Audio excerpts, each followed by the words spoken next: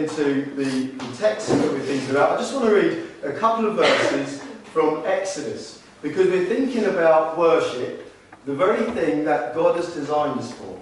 Remember, He's given us eyes to see. Why? That we might see things and worship Him in response. Ears to hear, that we might hear and worship Him in response. All of our senses He's given so that we can discern all that He's made and all that He's done, that we might know about Him, that we might worship Him. So if you wonder, why do I exist? If ever that makes you wonder, the answer is this: you exist to know, enjoy and glorify God. And we're going to be thinking about that, but yeah, just to kick off, a couple of verses from Exodus. This is after Moses has brought the children of Israel, who were captives and slaves in Egypt for 400 years, absolutely hopeless. They had no hope. They cried out to God, and He delivered them. And when Moses gets to, they're out in the wilderness, he comes to Mount Sinai, and this is what we read, Exodus chapter 24, verse 15. Then Moses went up on the mountain, and a cloud covered the mountain. And that cloud, it was what's called the glory of the Lord. His presence was so thick, it descended like a cloud on the mountain. It says, the glory of the Lord dwelt on Mount Sinai. God's glory came and dwelt on the earth, on the top of that mountain. And the cloud covered it 6 days. And on the 7th day, He called to Moses out of the midst of the cloud. And this is what it says about the glory of the Lord. Now the appearance of the glory of the Lord was like a devouring fire on top of the mountain in the sight of all the people of Israel. They looked up, it was like a devouring fire. Can you imagine how terrifying that was? I don't know what it must have looked like. I imagine, this is how I imagine it, as like thick, dark clouds. We went on holiday to Wales this year, and you look at, you see these spectacular, beautiful mountains. But as we was approaching Snowdon, I don't know if you've seen it, it's a very dark mountain as it gets near the top, kind of goes dark. And it was in grey clouds, but you could see it, and it kind of looked scary. It was up there, and it was huge, and it was impressive, and it was a bit scary. It was so awesome. And I imagine that, it's Mount Sinai, a much bigger mountain. Can you imagine thick, dark, heavy clouds hanging over it, lightning flashing everywhere? I imagine that's what it means by a fire that devours. A frightening thing. Can you imagine how terrifying that would be? A terrifying, terrifying storm. That's the presence of God. And it says this in verse 18, Moses entered the cloud and went up into the mountain. And Moses was on the mountain 40 days and 40 nights. You can understand why the children of Israel at the bottom thought, he ain't coming back. He's gone. He's gone up into this terrifying cloud where the glory of the Lord was. And would you go into that? Probably not. And then, in chapter 33 and verse 18, this is what we read. So after that experience, Moses said, please show me your glory. What's that saying? Whatever glory was revealed there was nothing compared to the glory, the fullness of the glory of God. So Moses says, show me your glory. His breath's been taken away by the presence of God. So Moses, and then we read in verse 19, chapter 33, and he said, I will make all, this is what God says, I will make all my goodness pass before you. Now here's the thing. There's that terrifying presence of God on the top of the mountain. It was absolutely terrifying. When you go on to read, the Lord gives instruction to the children of Israel. He says, make sure that nobody touches the mountain. That no man or no animal touches the mountain. If they do, they will be destroyed. It was absolutely terrifying. So they camped probably about a mile from the mountain to make sure no one was touching it. That's how scary it was. So there's a terrifying glory of the Lord, but this is what God says in verse 19, when Moses asked to see his glory. He says, I will make all my goodness pass before you. I mean, so here's the thing. When people see the awe and terror of the Lord, that is terrifying. But even more awesome and spectacular, even more, the thing that displays his glory, even more than however terrifying God might appear, is his goodness. Did you get that? So he's seen this terrifying glory of the Lord. He says, now show me your glory, as if he hasn't already seen that. The Lord says, I'm going to show you my goodness.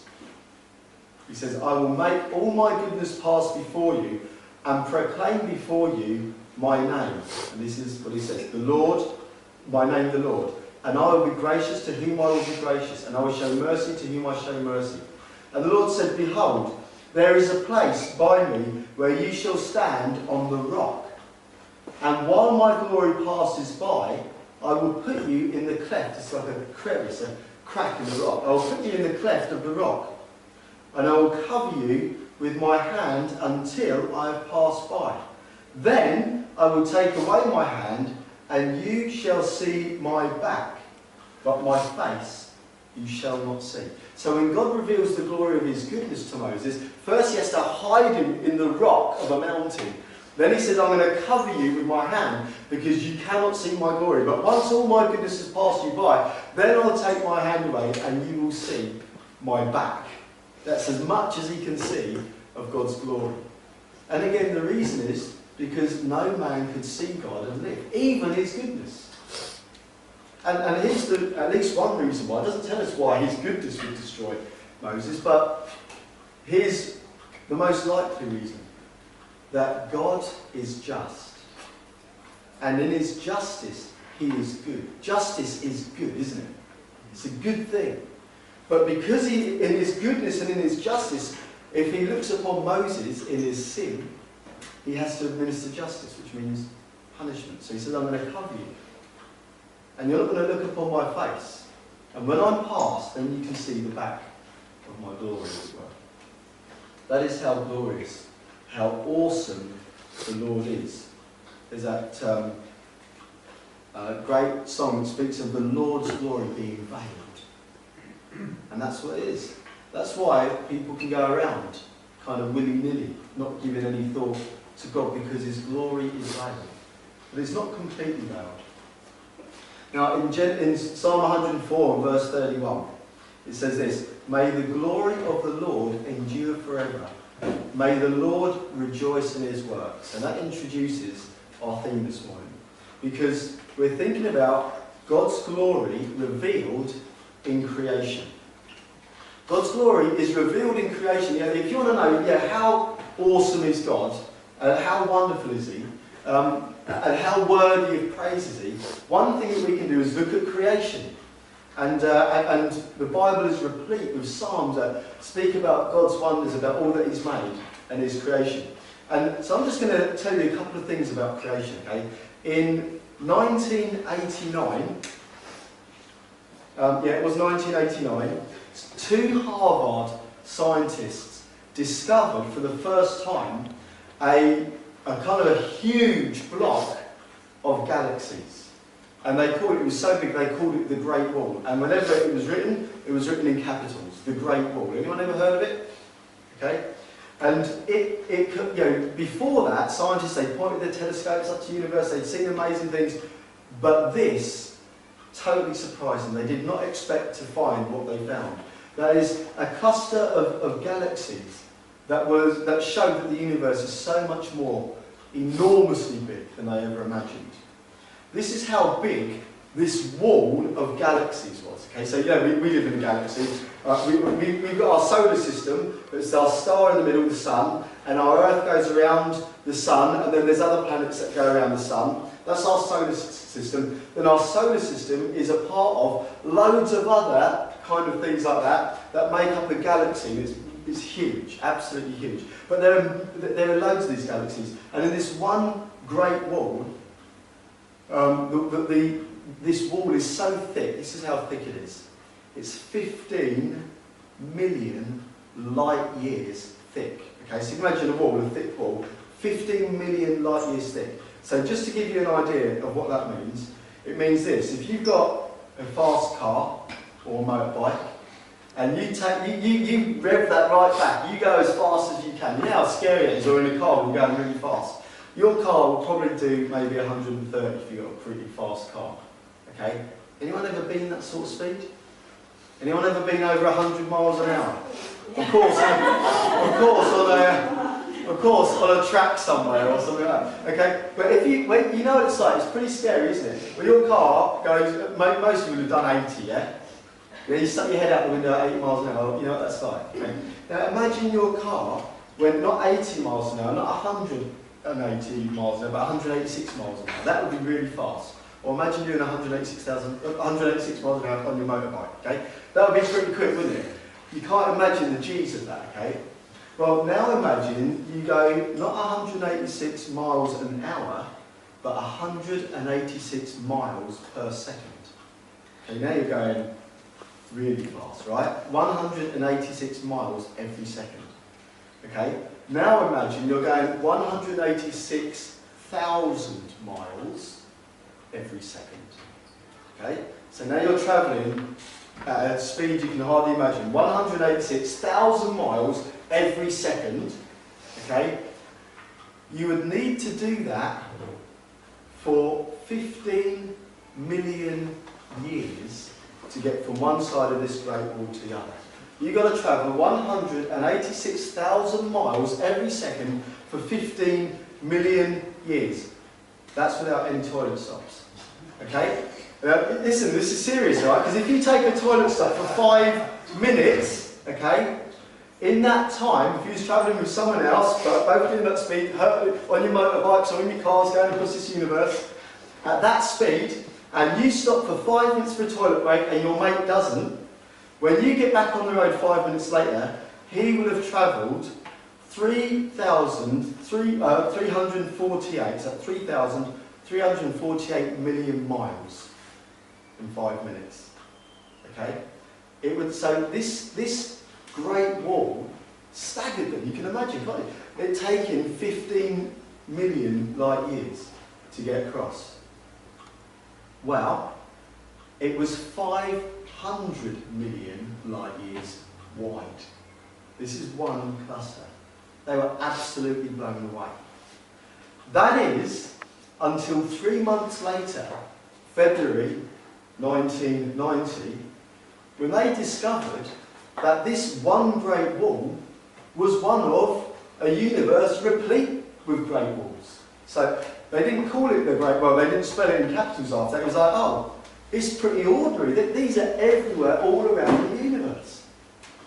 The size of our universe is absolutely awesome. Now here's the thing, you know, we think about worship, we talk about God has created this. This is what the atheists say, okay? Atheists, philosophers, scientists, they say the size of the universe persuades us that there cannot be a God. And here's the reason why. They say, if God's so clever, why would he waste so much energy? Why would he waste so much? Surely you don't need all that for a home for us. And it's true, isn't it? But they don't know God, do they? And here's the reason why, or at least one reason why, God has created such a vast universe, okay? It's an expression of his lavish extravagance. He is an awesome God. It's not like he's short of resources. He can afford to fling stars into space everywhere. It's not like he's running out of resources. It's nothing to him. It speaks of an extravagant, a stupendously extravagant God. And here's the other thing that he's done in doing this. It's as though he says, you think I'm great? Have a look at this. And he just pulls the curtain of the universe back slightly. And what happens? All those atheist scientists, their jaws drop to the ground. All of our jaws do, don't they? When we begin to get some idea of what God has done out there. And here's the other thing. Those atheist scientists, they absolutely marvel at the wonder of it all. And you know what they're doing? When they marvel at God, even though they deny God, they're glorifying him. They're saying your works are staggering. The irony of it, that they say, why would God waste so much and at the same time marvel and glory in it? And when they think they've discovered something amazing and they think, whoa, that is awesome, then the Lord just pulls back the curtain a little bit more and staggers time and time and time again. Jaws drop, jaw after jaw, at the wonder of God. Isn't that amazing? Now there's so many other things we could look at, but at one end we look at the extremity of the universe. Then at the other end, Joe, can you scroll right, oh sorry, Google, can you scroll right down to the bottom? And you'll see there are 3 images. Can you show the first image? Okay, have a look at these. Look at that structure there. That's quite an interesting looking structure, isn't it? Can you show the next one? Here's another one. And the next one. Okay, leave that one up. And they have a look at those. They're interesting looking things, aren't they? These are living creatures. Okay, they're called diatoms, apparently. And I was reading about these and they're really fascinating. If you was to take 1 teaspoon of lake water, there's, by the way, there's about 10 million known species of these things. Okay, so that's a lot, isn't it? No, sorry, no, not that many, 10,000 known species. They're microscopic. If you used to take 1 teaspoon of lake water, there would be around about 1 million of these things swimming around in there. Isn't that amazing? So God's made this huge, vast universe, but He's a God of minuscule detail as well. And you know what these things do? Produce oxygen. That's right. They produce oxygen. They make oxygen in the water so that all the other creatures can live and breathe. They're doing such a crucial job. More than plants. Sorry? More than plants. There you go. More than plants. They produce more oxygen. Isn't that amazing? Tanya, the scientist, isn't it? So that's why I have to be careful when I check this stuff out. But these things are amazing. God's, look at the intricacy of His creation. He's made these things. And man didn't know about these spheres. Why has God put them there? Well, we get to discover these things. You know, when it's Easter, if you've got kids or you've all been children, hopefully your mum and dad did something like this. But at Easter, we would every year hide loads of Easter, little eggs around the house for the kids. We could have just given to them, but isn't it much more fun? That game of hide and seek, going and finding them. It's more exciting, isn't it? And that's what God's done. He's filled a universe with wonders for us to discover. But that's just why it's such a sad thing when most of us walk along like this, all glum and that, surrounded by absolute wonders. And just in case you're impressed by those, scientists have also, they see things much, these are actually huge compared to some things that scientists have seen. They now can sort of drill down to the subatomic level now. Okay, so in other words, they can see things as small as an atom. Okay, now an atom is around about 10 billionth of a metre big. If you was to put it on a metre scale, an atom is about 10 billionth of a metre. So you know a millimetre, they're about that big. That's 1,000th. Okay, you have to divide that up. I can't even do the maths. Okay, like billions of times, or millions upon millions of times. Imagine chopping that up millions of times. That's the size of an atom. And as scientists have sort of discovered things at the subatomic level, they've been absolutely blown away again. So at the macro level, the huge scale level of things, they are blown away, seeing things that they could never have imagined. But at the subatomic level, in the tiny detail, it's absolutely amazing. You know, there are very strange things that happen there at that level. So, for example, particles, these tiny little things, there's a thing called particle entanglement.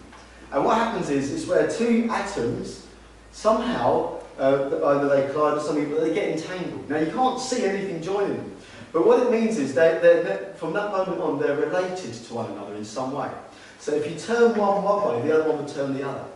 Even though they don't touch one another. And whatever you do to the other one, something corresponding will happen to the related one immediately, okay? Instantly. Now, the amazing thing is, you think how tiny those atoms are, and you think how big the universe is. If you take 2 of these entangled atoms and put them as far away from one another in the universe as possible, still it has that effect.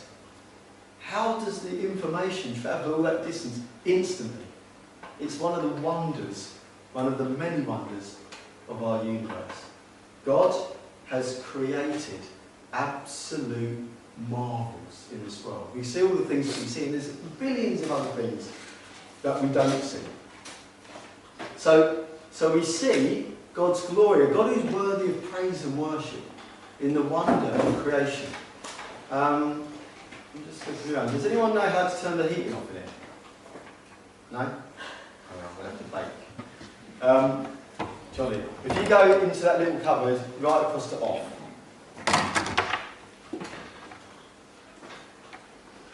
So God has revealed His glory in the heavens, and there are many verses that speak about God revealing His glory, but the Bible tells us that the crown of all of God's creation is what?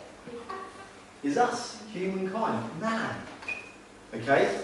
And we are, created, it says, the Bible teaches, in God's image. You remember that verse we read from Psalm 104?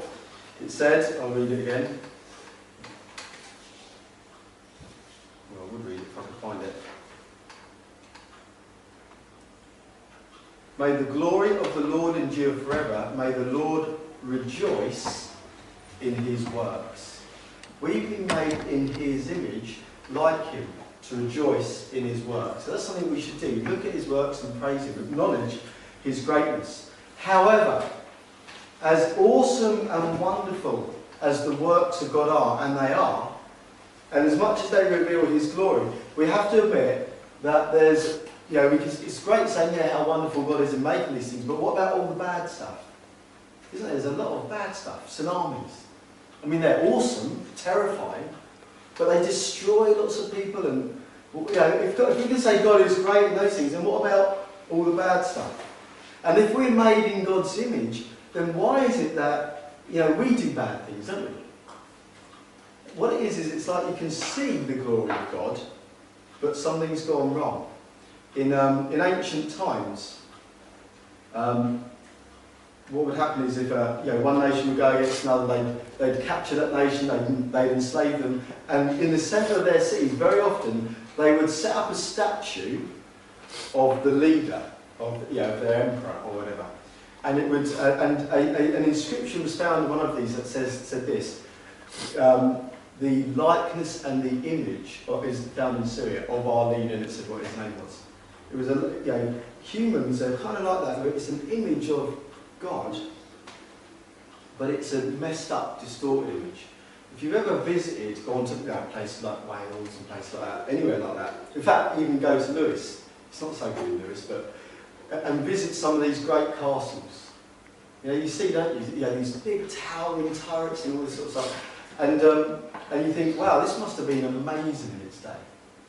And you see something of a glory that once was. It's still pretty glorious, pretty amazing. But it's ruined, isn't it? You see there's like weeds growing out the walls and it's in a state of decay. And the Bible tells us that God made us in His image, not like that. It's like that which was built in our creativity, in all of our abilities. But something went wrong. We dishonoured the Lord by disobeying Him. And we disobeyed Him by denying who He is in our words and in our deeds.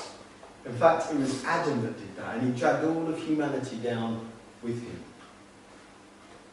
But the story doesn't finish there. Adam sinned and plunged this world into a mess.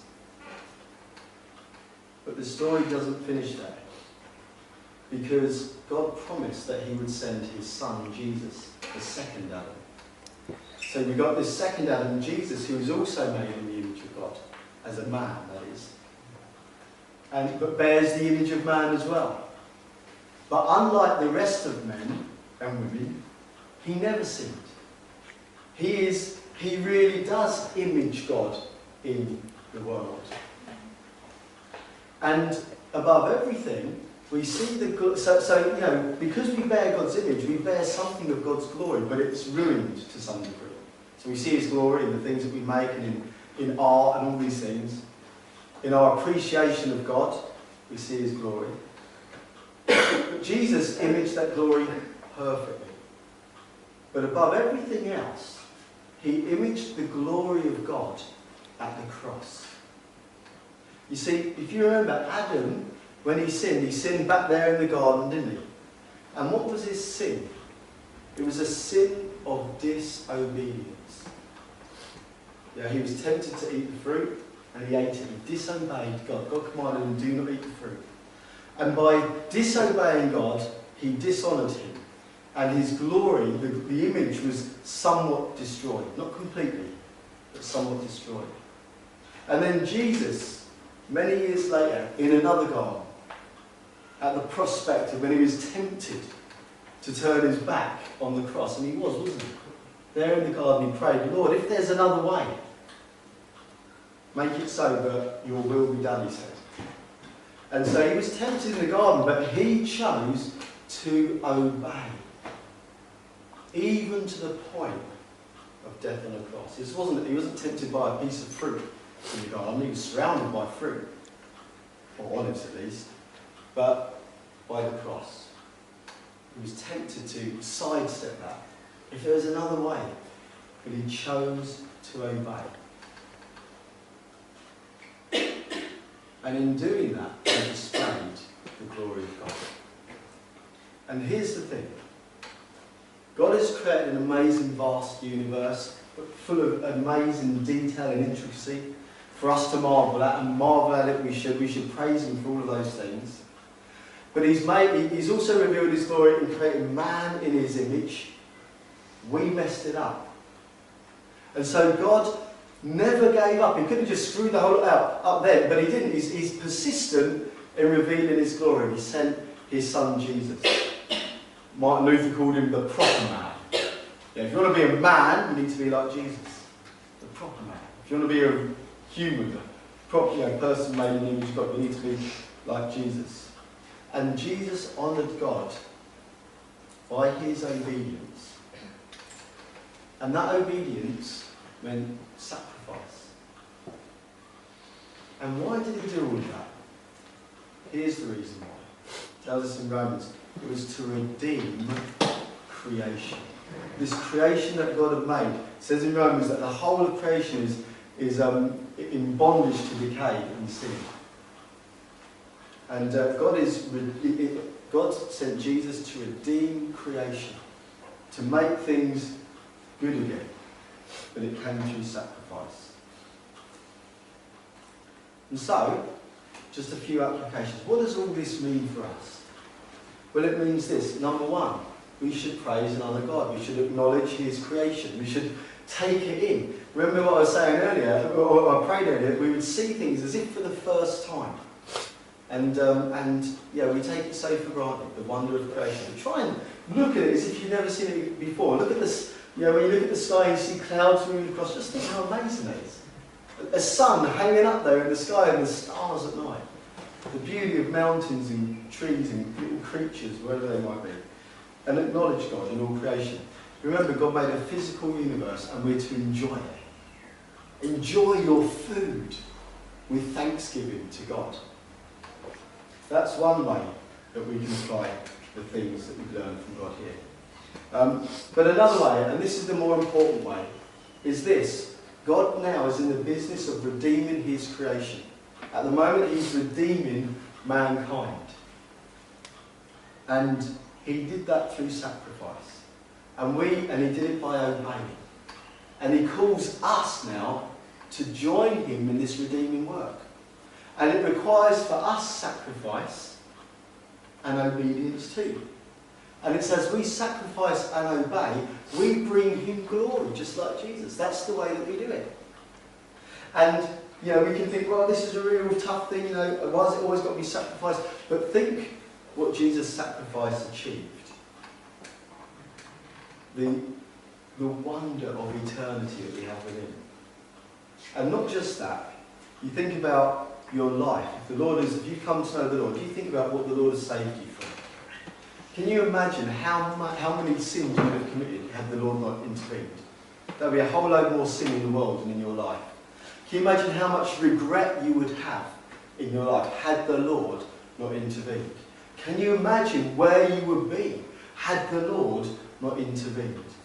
And not only that, can you imagine, had the Lord not intervened, all the sin that lay before you, that you would be involved in? All the hurt that you would be involved in? The Lord has worked a great salvation for us. There was sacrifice. But aren't we glad? And isn't He glad? And whatever sacrifice we make, we too will be glad. Because we'll see the redeeming purpose in it all. Let's pray.